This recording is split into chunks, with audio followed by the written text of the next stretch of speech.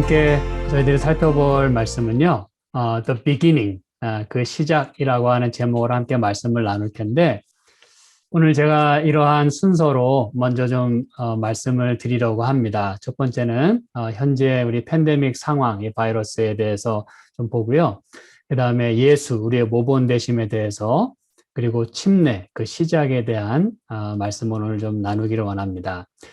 참 이 세상 곳곳에서 이루어지는, 그리고 우리가 지금 현재 살고 있는 이 미국 땅에서만도 곳곳에서 이러한 일들이 일어나고 있습니다. 게다가 최근에 이제 여러 그 바이러스와 관련된 그런 기사들을 보니까 서울대 면역학 국제 전문가로 알려져 있는 우리 이왕재 교수께서 백신으로 코로나 예방하는 것 자체가 불가능하다. 집단 면역은 말이 안 되는 이야기다라고 그렇게 뭐 유튜브나 또 뉴스나 이런 그 글들을 통해서 많이 이야기를 하고 있어요. 그래서 이 코로나19, 이 코비드-19의 그 실용화가 사실은 99%가 불가능하다고 하는 이런 이야기들을 하고 있습니다. 뭐 비단 이분뿐만 아니라 많은 분들이 이제 전문가들이 이렇게 이야기를 하고 있는 것 같고요. 뭐 대표적인 그 이유를 하나 들자면 이 코비드-19 바이러스는 우리 안에 그 공생하는 그 바이러스와 90에서 95%가 같기 때문에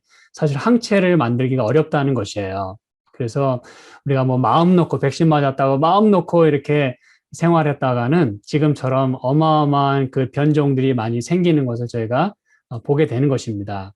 그래서 그걸 뒷받침이라도 하듯 최근 그 람다 변이 바이러스 이제 확산세, 이게 이제 무섭다고 세계보건기구 관계자가 밝혔어요. 그래서 페루를 비롯한 이 칠레, 또 아르헨티나, 에콰도르 등 남미 국가의 그 신규 확진자 대부분이 이 람다 바이러스에 감염이 지금 돼 있고, 최근에는 또 영국이나 호주를 비롯해서 캐나다까지 확산되고 있다고 그렇게 밝혔습니다. 여러분이 지금 이 보듯이 뭐 람다, 뭐 델타, 감마, 베타, 알파 이런 게 뭔지 아시죠? 그렇죠? 그래서 지금 이 람다 변이가 기존 감마나 알파, 또 인도발 델타 그 바이러스와 비교해서 전염성이 수십 배가 강하답니다. 그런데 더욱 심각한 것은 뭐냐면 이 람다 변이, 이 스파이크 단백질이 존재하는 돌연 변이가 백신 접종자가 가진 항체를 오히려 중화시킨다 그래요. 그리고 감염을 유발한다는 것이라고 이렇게 전했다는 것입니다. 보건 전문가들이. 그래서 이 람다 변이가 백신을 무력화시킬 수도 있다는 그 연구 조사를 더욱더 지금 모니터링하고 있다고 이야기를 합니다. 참 엄청난 소식이 아닐 수가 없어요. 그리고 여러분, 이건 이제 기사 가운데 나온 건데, 코로나 봉쇄가 앞으로 5년간 만약 지속이 된다면 날씬했던 사람이라도 이렇게 몸이 변할 수 있다. 그 가능성에 대해서 이렇게 이야기를 했어요. 이건 뭐냐면 영국의 약국 체인인 그 로이즈 파머시 연구진이 이 코로나 팬데믹으로 확산된 그 폐쇄적인 생활 방식이 건강에 악영향을 줄 수 있다고 경고를 한 것입니다. 그래서 지금 같은 생활 방식이 지속이 되면 적어도 5년 동안 아마 다음과 같이 변할 것이다라고 이야기하면서 한 여성의 이미지를 공개한 것이에요.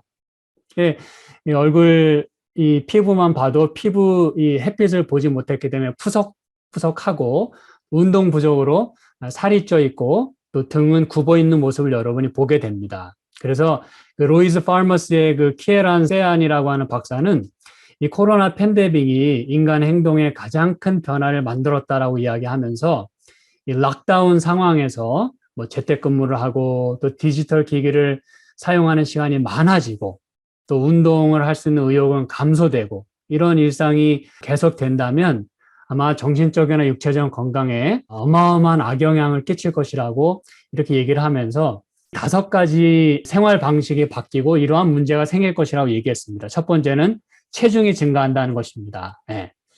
참 두려운 일이죠. 네. 그 다음에 자세가 많이 굽어지고 또 틀어진다는 것이에요. 그다음에 수면에 엄청난 영향을 받는다는 것입니다. 사람들이 불면증에 많이 걸리고 아주 퀄리티가 높은 수면을 이룰 수가 없다는 것이에요. 그다음에 이제 무엇보다 스트레스와 불안이 점점 커가게 되고, 그다음에 아무래도 이제 비타민 D가 많이 부족하게 돼서 치아라든지 뭐 골근격 이런 부분에 많은 영향을 미친다고 하는 사실입니다. 더욱더 면역력은 약해진다는 것이죠. 네. 자, 그럼 여러분, 여기에 대한 방법이 있을까 이것이죠. 예. 우리에게는 무엇보다 새로운 시작이 필요합니다. 예. 그래서 영감의 글에 보면 위대한 의료 선교사이신 그리스도께서는 우리의 모본이시다라고 분명히 말씀하면서 우리가 예수님의 모본을 따라서 생활하고 또 그분을 명상하고 또 그분 행하신 대로 우리가 순종하며 살게 된다면 많은 경우에 이런 모든 것들로부터 우리가 보호를 받고 또 예방할 수도 있고 때로는 치료할 수도 있음을 예수님 오늘 말씀하기를 원하시는 것이에요. 그분이 우리의 모본이시다라고 말씀하는 건 참 고마운 일입니다. 자, 예수님이 어떤 부분에서 우리에게 모본이 되시는가? 그분은 비움으로 시작을 하셨어요. 이 빌립보서 2장 5절로 8절에 보면 너희 안에 이 마음을 품으라 곧 그리스도 예수의 마음이니 그는 근본 하나님의 본체시나 하나님과 동등됨을 취할 것으로 여기지 아니하시고 오히려 자기를 비워 종의 형체를 가지사 사람들과 같이 되셨고 사람의 모양으로 나타나사 자기를 낮추시고 죽기까지 복종하셨으니 곧 십자가의 죽으심이라라고 말씀합니다. 사실 이 말씀 속에 예수님의 우리를 향한 사랑이 다 녹아 있어요. 네. 그렇죠? 그런데 그분의 시작은 여러분, He emptied himself. 네. 그분은 자기 자신을 비움으로 시작하셨다는 것이에요. 네.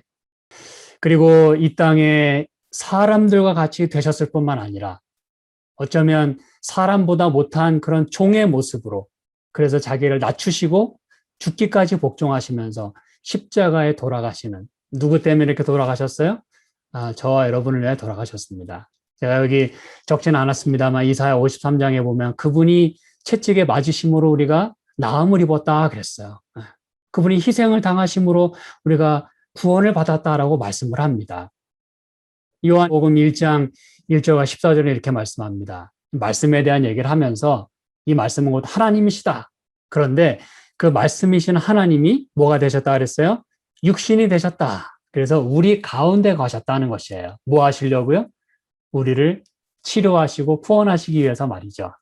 그래서 우리는 이것을 인카네이션이라고 부릅니다.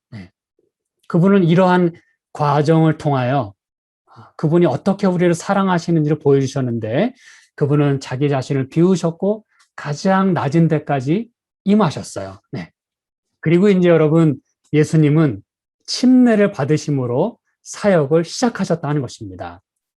여러분 지금 이제 순서를 잘 보고 계시는데 예수님이 인간으로 자신을 비우시고 낮아지셨을 뿐만 아니라 침례를 통해서 제가 이제 사실 다음 시간까지 말씀드리기 위해서 오늘 제가 성경절을 다 넣지 않았어요. 그런데 또 오늘만 들으시고 또 다음에 못 들으실 분도 계시고 또 한 번쯤 반복하는 건 좋을 것 같아서 제가 한번 여기 없는 성경절을 하나 말씀드리면 로마서 6장에 보면 잠시 후에 또 이제 나옵니다만 이 침례라고 하는 건 장사 지내는 것이다 그랬어요. burial. 이제 죽은 자를 묻는 그러한 것으로 침례를 비유했는데 예수님은 이렇게 비우시고 낮아지시고 또 이렇게 장사 지내는 그러한 그 모든 이미지와 그런 과정, 그런 의미를 당신의 생애 속에서 다 지금 보여주고 계시는 것이에요. 그러면서 이제 침례를 받으러 나오셨는데 요한이 내가 어떻게 당신을 침례를 줍니까? 내가 받아야지. 그랬더니 예수님 말씀하십니다. 우리가 이와 같이 하여 모든 의를 이루는 것이 합당하다 그랬어요. 이 시간에 제가 의를 이루는 것이 어떤 것인지 다 말씀드릴 수는 없습니다만 이 의를 이룬다고 하는 것은 예수님의 사명을 완성하실 뿐만 아니라 저와 여러분이 죄인이지만 의인이 되도록 하시는 그 모든 과정을 그리고 우리가 병에 걸리고 또 약해 있고 모든 그 마귀에게 속해 있는 그런 우리의 불쌍한 처지에서 우리를 하나님의 자녀로 또 구원받는 상태로 또 우리가 회복되는 상태로 우리를 이끌어 주시는 모든 것이 다 예수님께서 말씀하시는 의를 이루는 것이라는 것이에요. 그런데 그분은 이 이루는 것의 시작을 그분의 사역의 시작을 침례를 받으심으로 시작하셨다는 것이에요. 여러분 놀라운 일이 아닐 수가 없어요.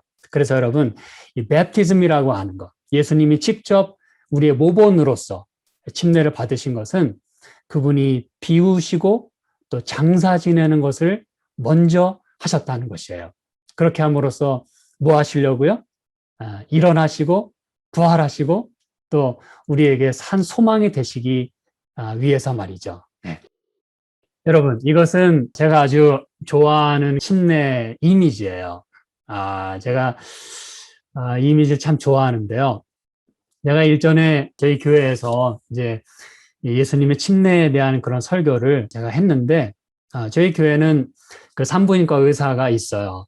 그래서 이제 제 설교를 들을 때 제가 질문을 했어요. 혹시 여러분은 이 그림이 무엇이라고 생각하십니까? 그리고 이 그림을 보면 어떤 것이 연상이 되십니까? 여쭤봤어요. 그랬더니 이제 그 산부인과 의사가 대답하기를 이건 참 자궁처럼 생겼군요. 그렇게 얘기를 하는 것이었어요.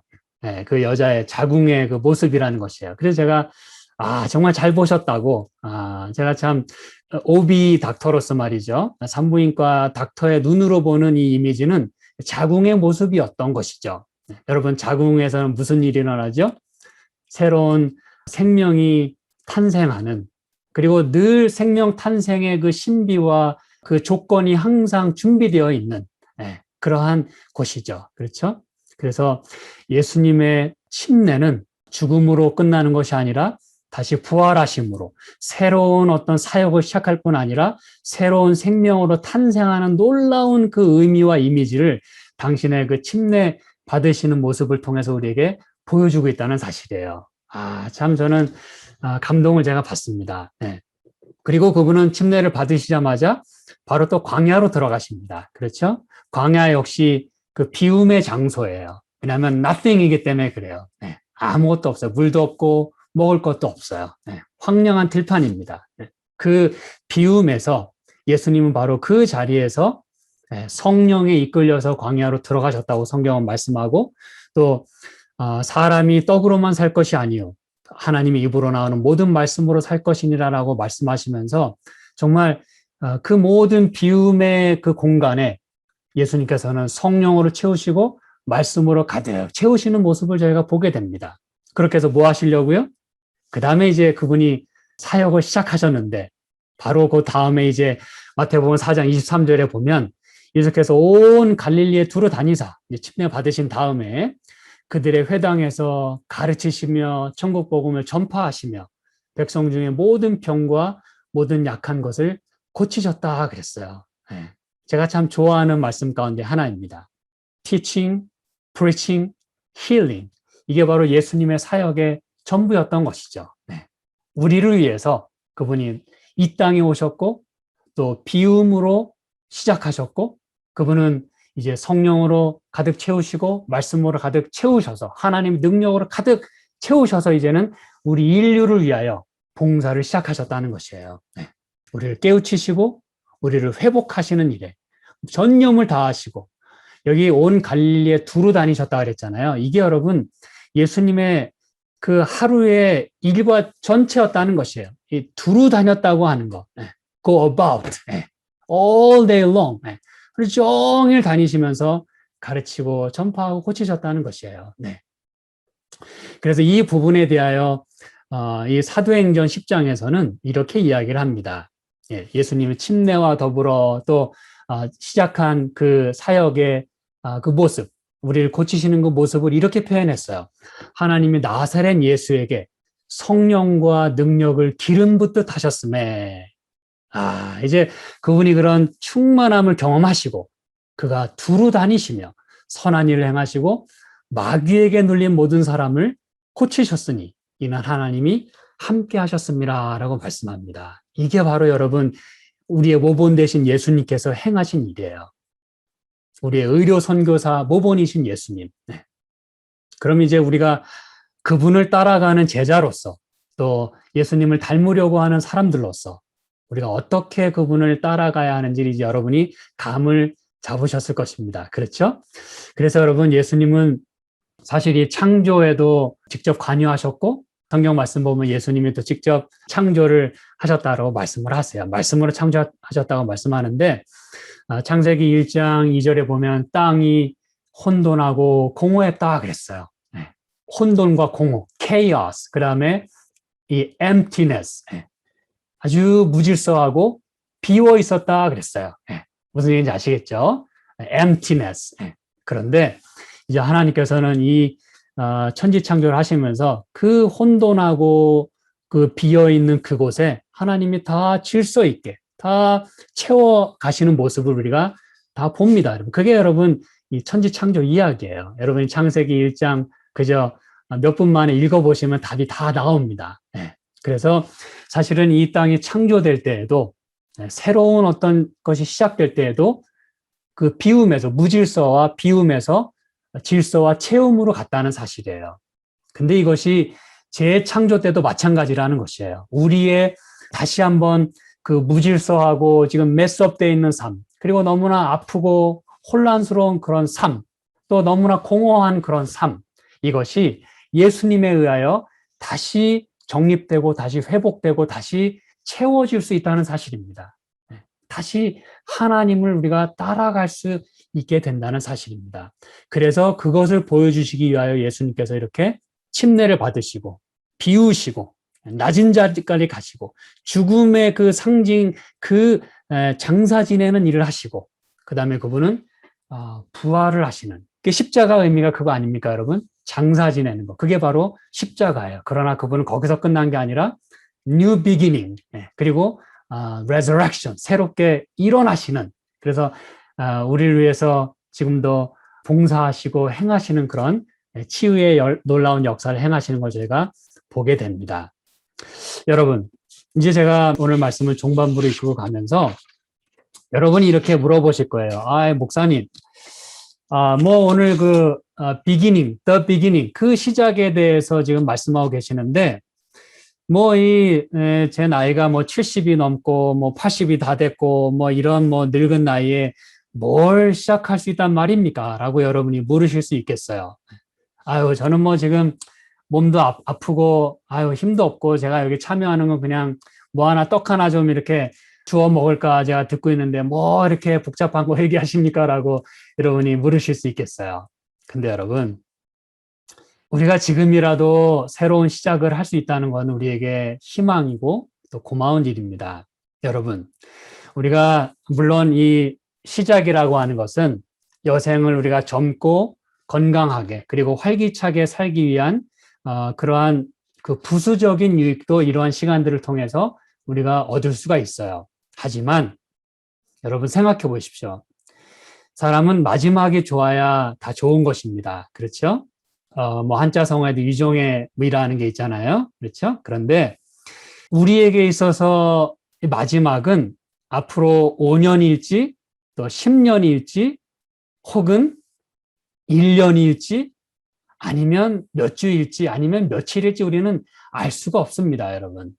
하지만 그것이 얼마나 남았든지 간에 우리의 그 마지막을 우리가 멋지게 보내기 위하여 그 멋진 마지막의 시작을 한번 우리가 해보자는 것입니다, 여러분. 지금부터 우리가 인생을 새로 살 수는 없어요. 우리는 지금 인생의 거의 마지막 부분을 살아가고 있습니다. 그러나 그 마지막을 좀 더 의미 있게 예수님이 당신의 몸을 다 던져서 이 땅에 오셨고 비우셨고 죽으셨고 그러나 다시 부활하시고 우리에게 새로운 용기를 주시고 희망을 주시고 새 삶의 그 역사를 가능하게 하실 그 예수님이 우리의 모본이시라면 우리도 우리의 살 날이 얼마 남았는지 모르지만 그 마지막을 위한 시작을 한번 해보자는 것이에요. 제가 우리 교회 그 매거진에 보니까 그 석양이라는 제목을 가지고 어떤 분이 글을 쓰신 걸 제가 좀 보게 됐어요. 저는 아직 나이가 젊지만 마음으로 참 공감이 되었습니다. 석양이라고 하는 건 이제 지는 해잖아요. 그런데 이제 그분이 이런 얘기를 했어요. 첫 번째로 이제 학 이야기를 하면서 이 학은 100년을 사는 그 장수의 상징인데 절개를 지키는 새라고 알려져 있어요. 그런데 평생 노래 한번 못 부르다가 죽기 전에 생애의 가장 아름다운 목소리로 노래를 부른다고 합니다. 그리고 이 용설란, 저도 이제 이번 계기로 이 용설란을 제가 처음 알게 됐는데 이 용설란은요 50년을 사는 참 아주 장수하는 그런 꽃인데 한 번도 꽃을 못 피우다가 죽기 전에 아름다운 꽃을 피우고 죽어간다고 합니다. 여러분, 이 멋진 시작을 우리가 주님과 함께 시작할 수 있다면 저는 얼마나 좋을까 생각하고 여러분에게 호소를 드리고 싶습니다. 우리가 가족과 이웃에게 짐이 되기보다는 다른 사람들을 쉬게 할 집이 될 수 있는 사람이 되면 참 좋겠어요. 네. 다른 사람에게 살아가는 동안 몸이 아프고 정신적으로 이상이 생기고 막 그냥 뭐 온갖 힘든 일 때문에 다른 사람에게 짐이 되는 게 아니라 오히려 사람을 쉬게 할 수 있는, 사람에게 도움을 줄 수 있는 그런 쉘터, 그런 집이 되었으면 참 좋지 않을까 생각을 합니다. 유익이 되는 삶이 되면 얼마나 좋을까 생각해 봅니다. 여러분, 그렇게 살 수 있는 것을 이 스쿨에서 지금 도와드리려고 하는 것입니다. 네. 이제 여러분, 예수님께서 우리에게 많은 것들 가르쳐 주셨고 이 스쿨을 통해서 지금 많은 것들 여러분에게 가르쳐 드리고 있어요. 이제 우리는 1학기에 이제 막바지에 왔습니다. 그렇죠? 이제 다음 주면은 제가 이 1학기를 마치게 되는데 여러분이 뭘 적게 들어서 뭘 못 들어서 모르진 않아요. 이미 여러분은 1차와 2차와 3차를 거쳐서 그리고 이 스쿨의 시간들을 통해서 많은 것들을 지금 들으시고 배우셨어요. 이젠 여러분이 이것을 행동으로 옮겨야 될 차례인데 이제 의료 선교사들로서 이제 활동을 이제 시작해야 될 터인데 그 시작점은 바로 우리의 비움으로부터 우리의 낮아짐으로부터 성령을 우리의 마음 가운데 모심으로부터 말씀을 우리에게 가득 채움으로 인하여 그리고 우리 자신을 하나님의 뜻과 맞추는 일을 통하여 의료 선교사 모본이신 예수님의 생애를 따라 우리가 침례를 통하여 거듭나고 또 새로운 그런 삶으로 우리가 살아가겠다고 하는 그런 결심으로 이것이 시작될 줄로 저는 믿습니다. 그래서 구체적인 뭐 침례에 대한 이런 얘기는 제가 앞으로 계속 나누게 될 거예요. 뭐 보다 근본적인 침례의 의미라든지 방법이라든지 또 이런 상황에서 목사님 뭐 지금 줌으로 하고 있는데 무슨 침례입니까? 여러분에게 질문하실 수 있어요. 그렇죠? 그래서 앞으로 이런 것들을 계속 저희가 의논하면서 나가게 될 텐데 여러분 무엇보다 중요한 것은 여러분이 마음속에 결심하는 것이 중요해요. 어떤 분은 얘기할 거예요. 목사님 저는 이미 침례를 받았는데요. 예, 괜찮습니다. 네. 여러분이 다시 신앙 고백이나 또는 재침례나 어떤 형태로든 그렇게 여러분이 다시 새로운 그런 비기닝을 하실 수 있어요. 뉴 비기닝을 하실 수 있습니다. 또 어떤 분은 얘기하실 거예요. 목사님 저는 세례 받았는데요. 여러분 앞으로 계속 말씀드리겠습니다만 성경적으로 침례가 맞습니다. 예, 물속에 잠기는 그리고 저는 뭐 아무것도 모르는데요. 예, 앞으로 저희가 계속 가르쳐 드릴 거예요. 그러므로 이제 여러분이 그저 마음속으로 기도하시는 가운데 내가 이제 의료 선교사로서 어떻게 예수님을 따라 내가 생활할 수 있고 이런 팬데믹 상황에서 이런 것들을 내가 이겨낼 수 있고 다른 사람을 도와줄 수 있을까? 이걸 생각하시는 가운데 여러분의 팀장님들과 상의하시고 또 기도하는 가운데 하나님의 음성을 듣게 되시길 간절히 바랍니다. 그래서 이 스쿨을 통해서 여러분의 결심을 통해서 우리 주변이 깨끗한 삶을 살고 그렇죠? 침례라고 하는 것도 정결이에요. 그렇죠? 깨끗함입니다. 씻어냄입니다. 네. 그리고 우리의 마음과 몸도 이제 비우고 또 깨끗하게 하고 그래서 좋은 것으로 채우고 그렇죠? 그 다음에 죄의 씻음으로 청결한 그런 삶을 그 거듭남의 삶을 여러분 저와 함께 좀 경험하지 않으시겠습니까?